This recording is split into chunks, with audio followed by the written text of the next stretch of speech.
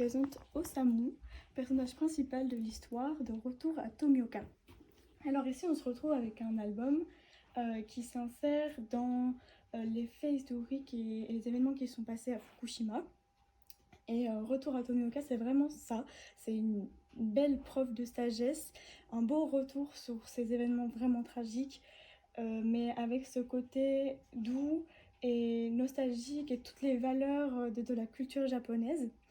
Et alors on va suivre ce personnage de Osamu, ce petit garçon qui a ce goût pour le merveilleux et qui voit les yokai.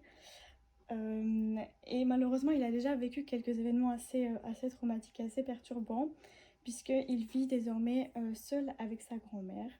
Et sa grand-mère, qui est assez âgée, va décéder. Et dans le but d'honorer toutes ces traditions, il va vouloir retourner à Tomioka, qui est cet endroit près de Fukushima où vivait sa grand-mère, pour que son âme repose en paix auprès de celle de son grand-père. Mais voilà, dans ce cadre se trouvent toutes les complications qui vont avec, puisque Tomioka est une ville complètement refermée sur elle-même à cause des radiations. Et donc on va suivre Osamu et sa sœur qui vont être dans un périple pour pouvoir apporter la paix à ses grands-parents malgré les interdictions, la police et toute la peur des adultes autour des radiations par rapport à ces enfants qui ne comprennent pas tout à fait ce que c'est. Notamment à l'école, on leur dit que si les enfants sourient, ils vont pouvoir être protégés des radiations. Honnêtement, avec nos regards d'adultes, on sait que c'est n'importe quoi.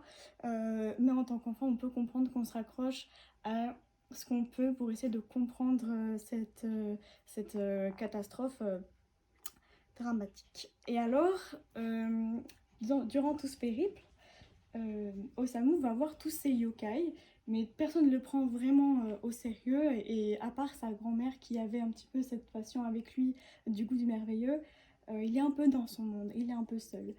Et pendant ce parcours, ils vont rencontrer plusieurs personnages, notamment une vieille personne qui vit à Tomioka et qui s'occupe des animaux, de tous ces animaux qui sont restés seuls et abandonnés dans cette ville recluse sur elle-même.